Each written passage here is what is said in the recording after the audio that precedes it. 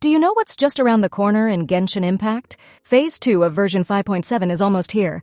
And I know it's easy to get caught up looking ahead, whether it's the buzz around a new character in version 5.8 or the massive hype building for the start of Natlan in 6.0. Future banners can be super tempting, but don't let that completely distract you, because what's coming in the second half of 5.7 might just be some of the most underrated and impactful character banners. I'm talking about the double debut rerun of Mavuika and Emilie. These two might not be generating the most hype right now, especially Emilie, but beneath the surface, they are absolutely worth your attention. Even more so if you're into building strong, meta-relevant teams, or if you just enjoy characters with unique playstyles and powerful synergies. If you're sitting on some Primogems and wondering, should I save for Nod Krai? The answer might still be yes, but not without truly considering what you could be missing out on right now. Out of Primogems? Don't worry, I've got a way to save money and get double the Genesis crystals. This is Lootbar.gg. It works just like the in-game top-up system, but with up to 25% off, and new users even get a 10% extra discount using the link in the pinned comment. See this? The regular $100 pack only costs $85 on Lootbar, and each update they release an exclusive $77 bundle available for your first purchase every version. All you need is your UID, no password, no login. Just pick your bundle, select your server, enter your UID, and your crystals get delivered in seconds. Lootbar has awesome reviews. It's fast, secure, and trusted by tons of players. If you're planning to recharge for Genshin Impact, Star Rail, or Wuthering Waves, don't waste your money. Click the link in the description or pinned comment and top up now with Lootbar. Safe, fast, and way more affordable. Let's break it all down. Let's start with Mavuika. Mavuika is, without question, one of the most visually and mechanically distinct characters we've ever gotten in Genshin. Her entire kit is built around mobility and pressure. But what truly makes Mavuika stand out is her flexibility. She can be played as an on-field main DPS, but she also brings value off-field by amplifying damage with her burst. She fits into so many different team compositions. Now, she isn't perfect.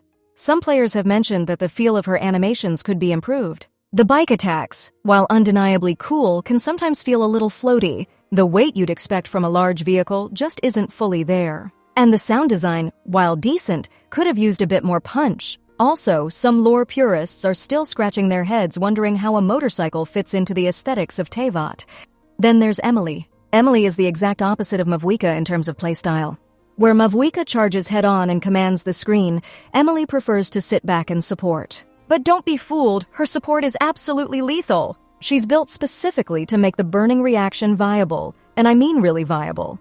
With the right team, she elevates what was once a niche reaction into something that genuinely competes with the top-tier reactions in the game. Her entire kit is optimized around enabling and sustaining the burning reaction. And here's the incredibly important part.